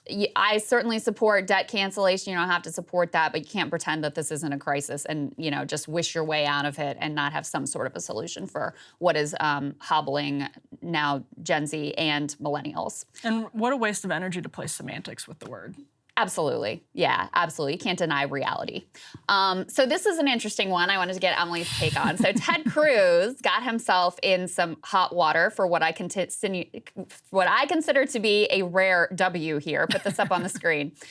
He tweeted out about this anti-gay Uganda law that is incredibly, just brutally punitive. He says, this Uganda law is horrific and wrong. Any law criminalizing homosexuality or imposing the death penalty for aggravated homosexuality is grotesque and an abomination.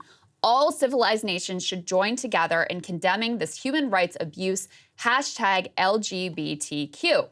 He took a lot of heat over this from, fellow conservatives and from some of his base. But he stuck to his guns. Put this up on the screen. This is from Mediaite. They say Ted Cruz doubles down on condemnation of barbaric Ugandan law, criminalizing homosexuality after being compared to Bud Light. On Memorial Day, they say that he quote tweeted that New York Times article with the tweet that I read to you before. One of Cruz's harshest critics was Jenna Ellis, who they described, I think accurately, as the disgraced attorney who assisted Trump in his attempt to overturn the results of the 2020 presidential election. She says, you can condemn a law that imposes the death penalty for homosexuality without being pro or LGBTQ. Like Bud Light, you should have just said nothing, not this. She continued, for the commenters, I stand with Uganda on this because the definition of aggravated homosexuality subject to the death penalty is raping children. Why would Cruz be against this anyway? He replies, Jenna, not sure why you're defending this barbaric law. It imposes life imprisonment for consenting adults who engage in gay sex. That is insane. That's ridiculous. I may not agree with their choices, but consenting adults should not go to jail for what they do in their own bedrooms. One thing that, this brought to mind for me, Ted Cruz is no hero of the gay community. He still opposes the Obergefell decision, which made gay marriage legal. He's still opposed to gay marriage. He thinks that decision was wrongly decided. So this is not some Pride Month gay ally or champion. He is a gay icon now. But now he is, apparently. But it demonstrated to me, Emily, and I wanted to get your thoughts on this, on how much the landscape has shifted within the Republican Party. Because you'll recall back in 2016, Trump ran and he was okay with gay marriage. Mm-hmm. And they actually didn't just push that under the rug.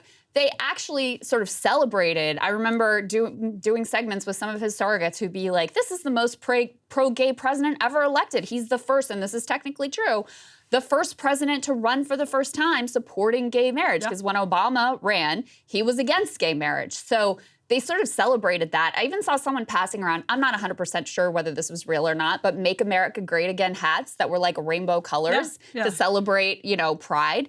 And now, if you even come out against a law that is just insanely, horrifically barbaric, you get a huge pile-on from the Republican base. So it, to me, demonstrated the way that the Republican Party has sort of regressed on these issues, and it's no longer okay to even just be fine with the gay marriage status quo. Yeah, it's actually, so this is sort of a stupid conflict because I think it was mostly, Mediaite picked up on it because Jenna Ellis, who I don't think is super popular among the Republican base, started going in on Ted Cruz. I don't think she even knew that the law was broader than this aggravated homosexuality question, which is why Cruz comes back and says it calls for life imprisonment. This is per the New York Times. For anyone who engages in gay sex, anyone who tries to have same-sex relations could be liable for up to a decade in prison. The aggravated homosexuality thing is in the bill. It decrees the death penalty for anyone convicted of it, and that is defined as acts of same-sex relations with children or disabled people, those carried out under threat or while someone is unconscious.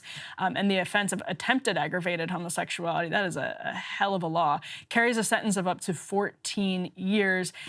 They went back and added language to make it clear that anyone suspected of being a homosexual would not be punished unless they engaged in same-sex relations, the New York Times continued.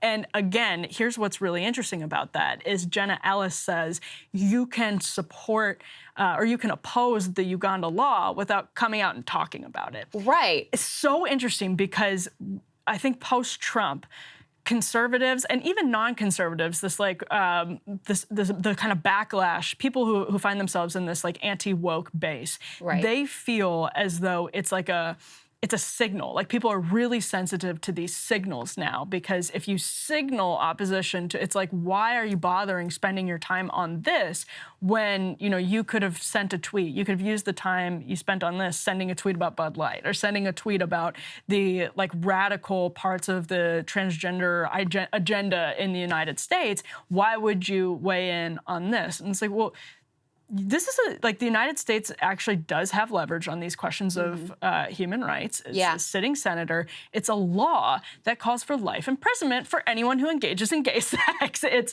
a serious thing. And so for Jenna Ellis, I think to kind of reflexively, where she didn't even seem to know the contours of the law, kick back, I think speaks to how visceral this stuff has gotten for Republicans, where you, and for conservatives, where you are like, just to see somebody weigh in and use the hashtag LGBTQ feels like a betrayal, because they're so sensitive now to being betrayed. Doesn't make it right as an explanation whatsoever, but I think people should be aware this is going to be a driving influence in our politics. It's why I think the boycotts of Target and Bud Light have worked, because Bud Light was about like one dumb influencer can, and what the marketing executive had said on like Zoom calls and all of that stuff. It feels like a betrayal of people who always thought Bud Light was like, something that you could drink in middle America, be fine with, and they didn't hate you. But as soon as, you just have one little signal, it's just really visceral now. Well, they're going after Chick-fil-A for having a diversity and inclusion officer. Years old news about Chick-fil-A. Right, and apparently Ford, they dug up some like 2-year-old Pride-related Ford commercial. And this is why I'm saying, like, it feels, I don't think it just feels, it is a regression, because these ads, this corporate virtue signaling stuff, went largely unnoticed and uncommented on and was no big deal. And people were generally like accepted that gay marriage was the law of the land. And still, I think if you poll Americans, overwhelmingly, people are comfortable with gay marriage. So for a really like banal tweet about a just like objectively horrific law in Uganda to spark this kind of conservative backlash, I think it's really telling. And we talked last time about, there was a sort of revelation that there's this, the way conservatives have framed their concerns around trans issues has primarily been around like kids. Even the Target thing was like, oh, these bathing suits, the tuck-friendly bathing suits are close to kids stuff. So this is really all about protecting the kids.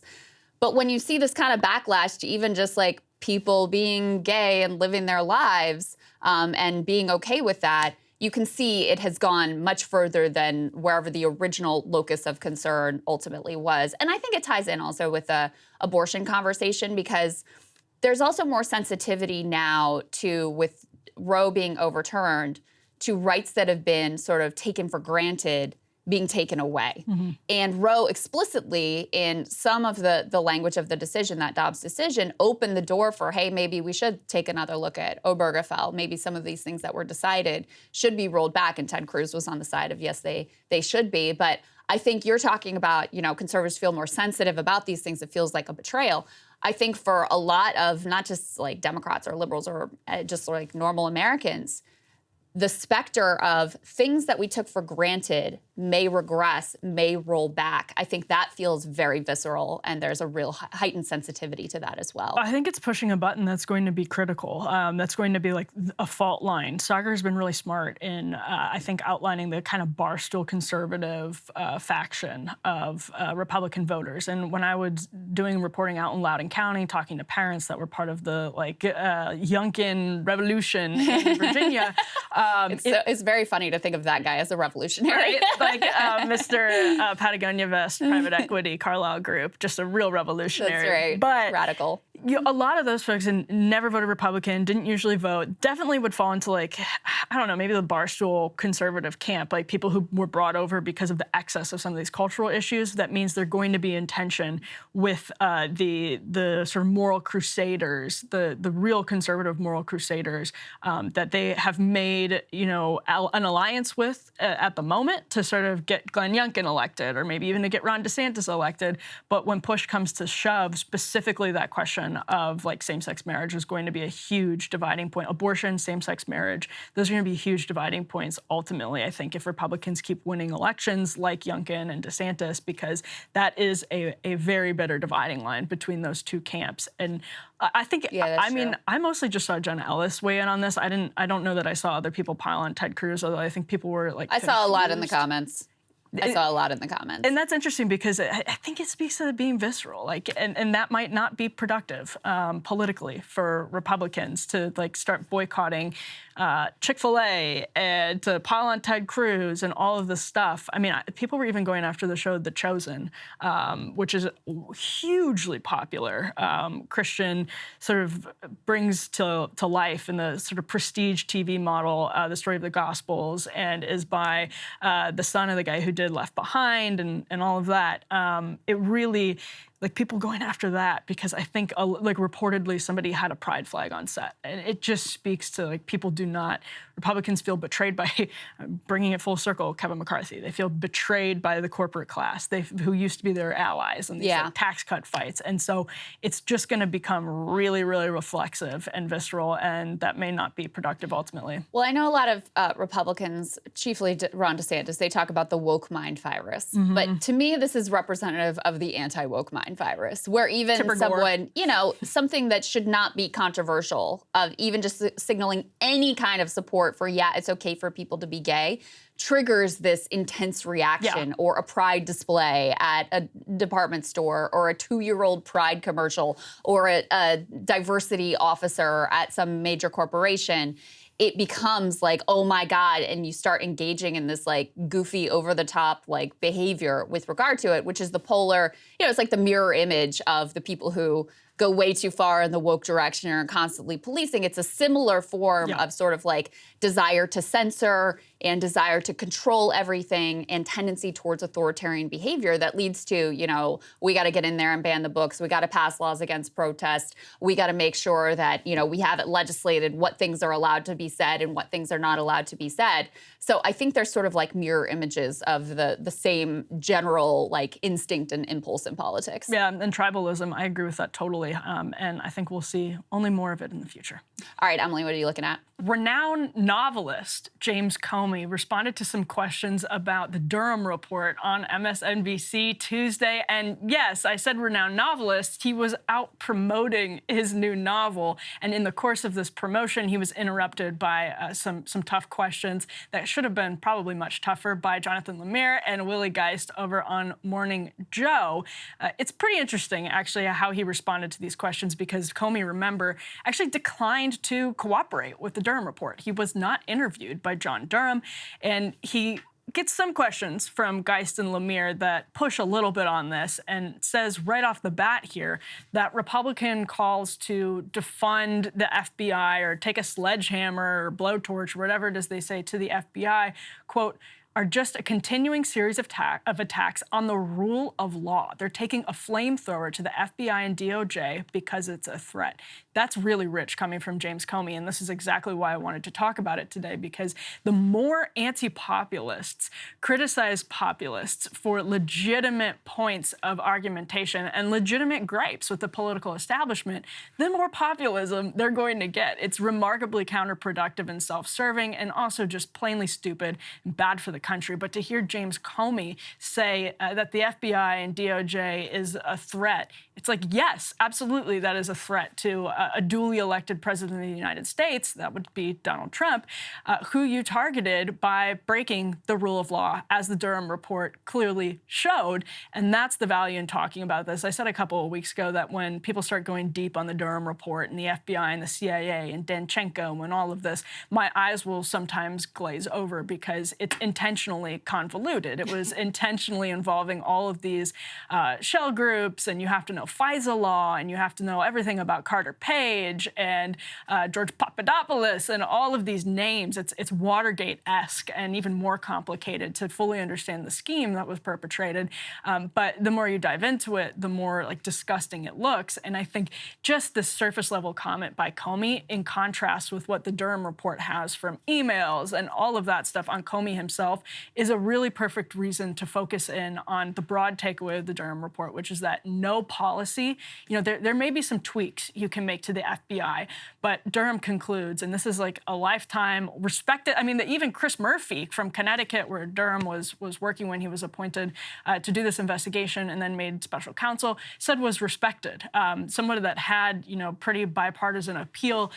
Durham says, short of basically a overhaul of FBI personnel suddenly rediscovering their sense of integrity, you're going to continue having problems at this institution that has vast powers, extra constitutional powers over the average American. And you get back to the John Adams quote, which is, our Constitution was made wholly for a moral, I think he said also in religious people. There are all kinds of quotes from the founders talking about how the small r republicanism, constitutional republic, only works when you have like a moral consensus and a good moral consensus. And James Comey, his idea of what constitutes rule of law is laughable. It fails on its face, and we can get into a little bit more of why. Comey continued to say in this interview, "I think Trump poses a near existential threat to the rule of law. He will do everything he can in a new term to try to tear down the institutions that he sees as threats and to dismantle them and the people who occupy them, the apolitical people who occupy them." Apolitical, okay. So there's a lot on the ballot in 2024 if he is a candidate, but the rule of law, in my view, is at the top of the list. Okay, so you get Chuck Ross over at the Washington Free Beacon, who's covered this stuff really effectively, who says in response, "In reality, the Durham report revealed extensive evidence that Comey was far more involved in Crossfire Hurricane," that was the investigation into Russia collusion, "and the push for the phony FISA than he has previously claimed." That's the FISA into Carter Page. The report also revealed that Comey refused to cooperate with Durham. Okay, don't let your eyes glaze over yet, because we can go even more to the 30,000-foot level and just put this really simply. Durham found that Comey had a very different standard for how he treated the Clinton investigation and how he treated the Trump investigation. That is to say, the FBI under Comey, and including Comey, checked a lot of more boxes in investigating Hillary Clinton than they did in Donald Trump. Comey was repeatedly asking, "Where's the FISA? Where's the FISA?" to Andrew McCabe when it came to Carter Page. We know, someone was actually convicted of fudging an email. That would be Kevin Kleinsmith, in order to illegally surveil an American citizen, Carter Page. But there you have the rule of law right in itself. Rule of law means equal enforcement of the law. That is part of our legal and cultural understanding of what the rule of law is. So when Durham shows pretty persuasively that James Comey and the entire FBI under his leadership had provided very different and unequal treatment to Hillary Clinton, one presidential candidate, Democratic presidential candidate, and Donald Trump, the Republican presidential candidate, that in and of itself shows that he violated the rule of law. He basically just shattered it in pursuit of this. And then you can add how the FBI under his watch illegally surveilled an American citizen and violated the spirit of FISA law, if not the actual law itself. And there you have the rule of law out the window. So when Donald Trump comes in and says, "I'm going to take a flamethrower to the FBI and DOJ," that's Comey lamented, it's because of you. It's because you violated the rule of law, that populists are now saying there needs to be a flamethrower taken to the FBI and DOJ. And guess what? They're not wrong. They're not wrong that the FBI and DOJ are fundamentally broken institutions. Even again, John Durham came to that conclusion after years of investigation, somebody who had pretty bipartisan sense of respect, has worked around the FBI for a long time.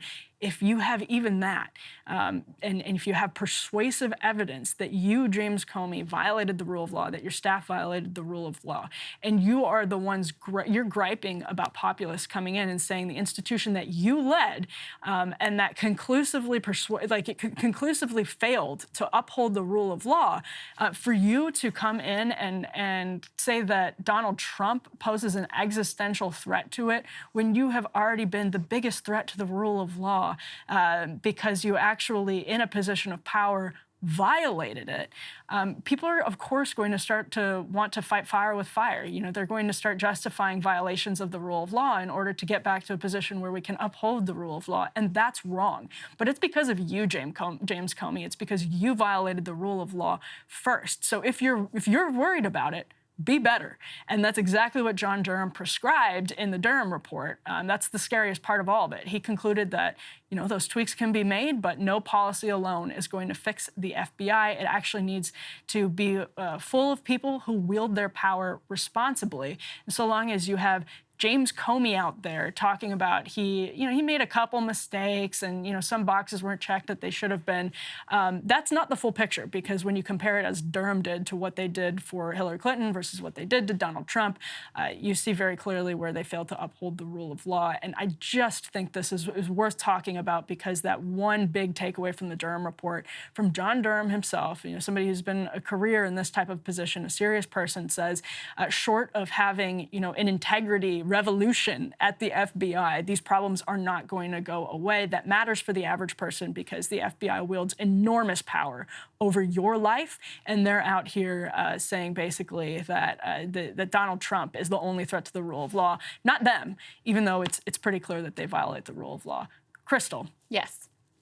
I think James Comey is the level of hubris is remarkable from him. I love the way he downplays this whole thing. Just to remind people, like, putting aside the specifics of the Durham report and what all that revealed, this nation is still grappling with the idiocy fallout from the whole Russiagate situation. Oh, yeah. And, was Donald Trump, like, open to talking to the Russians in a way, and the campaign in a way that was sort of like, okay.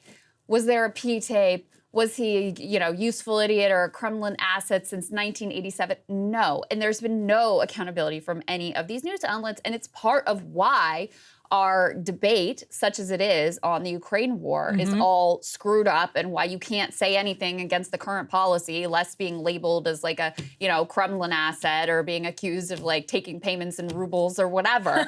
This is still ongoing. Okay, so that's why it matters. And Comey, the way he downplays this, they actually ask him this question, like, hey, the report said the FBI did make some mistakes. Like, do you acknowledge there were mistakes that were made? And he says, plenty of small things. In the main, I think the FBI did it the right way during a difficult time. And he goes on to say, like, yeah, they didn't exactly check their sources and some other small things, but we fixed it all. So the level of downplaying to me is astonishing. I will say from the Republicans, like, I have no faith or trust that the Republican elected officials have any real intention either to defund the FBI. I mean, we just had this whole funding fight. They didn't touch defunding the FBI come up one time? Nope. No.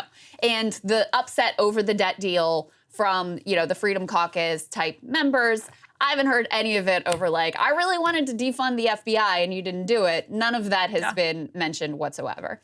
In addition, we've seen when there have been FBI abuses, for example, during the Black Lives Matter protests, there was a lot of reporting, recent reporting about how they used these, used these characters that they would insert in the protests to actually make them more violent and to surveil some of the participants.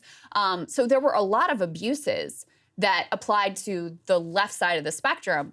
Has a single Republican elected official been concerned about that? No, not one. So when I hear their calls to defund the FBI, I'm not talking about Republican rank and file, who I think may have like genuine principled opposition overall. But what I see is like, they don't actually care about reforming the agency to be more accountable to the public. They just want it more effectively to enforce their own ideology. And that's more what I've seen from them. I think there's disturbing evidence to that. I think it's been heartening to see Jim Jordan, for instance, come to the defense of Matt Taibbi, especially when you have the IRS knocking on his door on December 24th as he's working on the Twitter files. So I think that's a positive sign. That's true. But let's also be honest. They see Matt Taibbi, whether this is correct or not, they see Matt Taibbi as one of them at this point. They see him as an ally for sure, as like definitely a useful instrument against the so-called deep state and the very real elements of the deep state. And yeah, I mean, they straight out of the J. Edgar Hoover playbook, what the FBI is continuing to do, maybe because their building is still named after J. Edgar Hoover for our great shame, but what they did to BLM, they did to Gretchen Whitmer, and they did to the Gretchen Whitmer plot. It's what they did to a lot of like Muslim teenagers in the years after 9/11. And no politician ever, like, they don't believe in anything for the most part. But hopefully the Republican anger can be marshaled in a bipartisan sense. They can team up with people like Ron Wyden because of where the political winds are blowing. That is yet to be determined. But I agree with you. I mean, I don't think Republicans don't. Do they really care? I don't know. Not until it becomes a threat to them. them specifically, and it did when the January 6th, their text messages ended up coming out because of the subpoenas. It's very selective outrage. Yeah, so. All right, Krystal, what have you got for us this week? Well, we were just talking about somehow the, cutting the FBI budget didn't come up in the debt ceiling deal. Another thing that didn't come up, and actually the opposite of came up, was defense cuts. You may recall at the beginning of the House Republican caucus, when there was the speakership fight, put this up on the screen, the first element, there were actually some members, I think Jim Jordan among them, who were floating, as part of this debt ceiling hostage taking. One of the things we want to extract is actually cutting the Pentagon budget. They say there from Responsible Statecraft, McCarthy weighing $75 billion defense budget cut in quest for speakership. And so this was like a genuine live issue that was being debated. There was a lot of freak out from some of the defense hawks, some of the typical characters, but there was actually this idea that was taken seriously by the media of like, oh, maybe they actually want to cut the Pentagon budget. Lo and behold, when the deal actually comes down, not only do they not cut the Pentagon budget, they actually increased the Pentagon budget by quite a significant amount. And this is not a story about the Republicans being bad and evil. This is a story about the uniparty in Washington, Democrats and Republicans, always having no issue inflating the Pentagon budget to astronomical, record-breaking levels, literally no matter what. Judd Legum over at Popular Information, his Substack had a good piece on this. Put this up on the screen, guys. He talks about the numbers here. The compromise reached Sunday includes a small decrease in domestic discretionary spending and a record $886 billion for defense, a 3.3% increase over the current year. The money allocated for the defense budget is exactly what Biden requested in the 2024 budget. Notably, half of that money will go to defense contractors. In 2015, just for comparison, the U.S. spent $585 billion on its military. The U.S. has added more than $300 billion in military spending in less than a decade. Okay, really take that in. So all the people who are out there, oh, we're so concerned about the debt, we're so concerned about the deficit, et cetera, guess what? They don't blink an eye when you increase the military budget by $300 billion in less than a decade. That apparently doesn't count somehow. And it's not like the Pentagon has been making incredible use of these funds to keep us all safe. First of all, just the amount, sheer volume of the dollars compared to other countries. Put this up on the screen. This was also from Judd Legum's report. We literally spend more on defense than the next 10 countries combined. So it's not even close between us and everybody else. But also, we know from recent reporting that they are getting price gouged. By that, I mean we, the taxpayer, are getting price gouged by these military-industrial complex defense contractors in an insane way. Like, you can't even wrap your head around this. Put this report up from 60 Minutes that has some of the details here. They did a long report. I really recommend you watch all of it. If we played some of it, they would hit us for copyright. So that's why I'm just going to read a portion here. But they say how the Pentagon falls victim to price gouging by military contractors. Just one example here. In 1991, there used to be more competition for military contracts. There was a wider array of defense contractors. They had to genuinely compete against each other. And lo and behold, the cost of one shoulder-fired Stinger missile was $25,000. Current cost for that very same item, which has become very relevant in the Ukraine fight, $400,000. Even when you account for inflation, they point out, that is a seven-fold increase. The amount of slush fund cash we are routing to these defense contractors is truly disgusting. So this is not getting us more national security. It's not keeping us safer. It's just lining the pockets of a bunch of astronomically wealthy executives. You wonder why Washington, D.C. is one of the richest places in the entire world. And by the way, these companies, what are they doing with these astronomical profit margins that they're able to reap at this point on the back of the U.S. taxpayer? Are they investing in research and development, or are they hiring even more workers or paying the workers they have better? No. You know what they're doing? Stock buybacks. To increase their share prices, they actually have more of their money, more of their profit margin going to stock buybacks than to research and development or capital expenditures. So it is a truly disgusting state of affairs. The last piece of evidence I'll offer for you here, which I think just says it all, put this up on the screen from Responsible Statecraft. We just recently got the news, which we covered here, this was a few months ago, the Pentagon, for the 5th time in a row, failed their congressionally mandated audit. Congress passed a law that said every federal agency has to go through an audit. The Pentagon fails theirs every single year. And let me tell you something, it's not even close. It's not like they're a few dollars off. They only managed to account for 39% of their $3.5 trillion in assets. They can account for less than half of their $4 trillion roughly in assets. And yet Congress, Democrats, Republicans, they all look at this situation and they're like, you deserve a raise. Let's up your budget to even more historic, record-breaking levels. And Emily, it's just such a tale as old as time. You hear a little bit of noise here. You think, oh, maybe there's starting to be some bipartisan pushback on this. No, not at all. Somehow this money doesn't count. Somehow we're just happy to send this slush fund out, even though with no competition, with these huge profit margins that all just goes to stock buybacks, and everyone's just cool with it, apparently. Push comes to shove, you can never cut the Pentagon budget, and it is makes us much less safe, actually, exactly for the reasons that you just outlined. And, I actually think a huge, I'm actually not opposed. This is going to be a really contrarian position. I'm not at all opposed to increasing defense spending as a deterrent to hot war. I think that actually was a strategic victory in the Cold War. To increase defense spending now without any reforms, without any ability to pass an audit is to our great shame. It makes the American people less safe. It makes us poorer. It makes your average taxpayer poorer. You cannot have an effective defense if half of it is unaccounted for and just pure corporate grift to people who are doing buybacks. And you could cut the entire Pentagon budget and not actually put a dent in the national debt, which is kind of a crazy and staggering figure to think about. But they don't even touch it to begin with. And the point that you just made is so important. The budget that's on the table right now in the House of Representatives that will probably pass today and go to the Senate and then to Joe Biden's desk is a product of both the Democratic establishment and the Republican establishment coming together to avoid the default. And what did they decide on? A 3% increase in defense spending. Not a cut. You didn't hear one Republican or Democrat saying what we want to do. We had Ken Klippenstein on the show just a couple weeks ago talking about all these new surveillance offices inside the Pentagon that just keep popping up. Nobody decided to take that on as a pet issue in the debt fight, Republican or Democrat. Absurd and a joke. Yeah, absolutely. It really is astonishing and grotesque. And in fact, I haven't heard a word of pushback about the increase in defense spending, certainly from the Republicans. I have heard a number of Republicans who are like, I don't like this because it doesn't spend enough on defense. It's like, absolutely, you just can't make it up. Krystal, it's been wonderful to have you here on Counterpoints the last couple of weeks, especially as we part ways and say goodbye to the brick prison.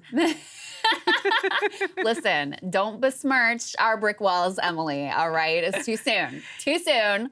But I have enjoyed the vibe here. I've enjoyed my time with you, and I'm sure we'll be doing it again. Thanks, Ryan, for asking me and giving me the opportunity, and hope you enjoyed your day doing whatever. I don't actually even remember what he told me he had to do, but it's important not to ask. So hopefully something nice with his family and all that good stuff. So thank you guys for watching. Listen, if you haven't already, subscribe on YouTube. We're getting close to 1 million subs. So close. Yeah, Kyle's got his 1 million sub plaque hanging up in our place now, and I'm a little bit jealous. So make that happen, number one. And number two, help support us in terms of being able to build out this set. It is a huge investment, as Sagar and I have been discussing. Super grateful to everybody who's already signed up as a premium sub. As you guys know, you get the show early, you get the whole thing ad-free, but also you just support some of the investments that we are making or continue to make for the election season. So thank you guys. We love you. If you haven't signed up yet, breakingpoints.com.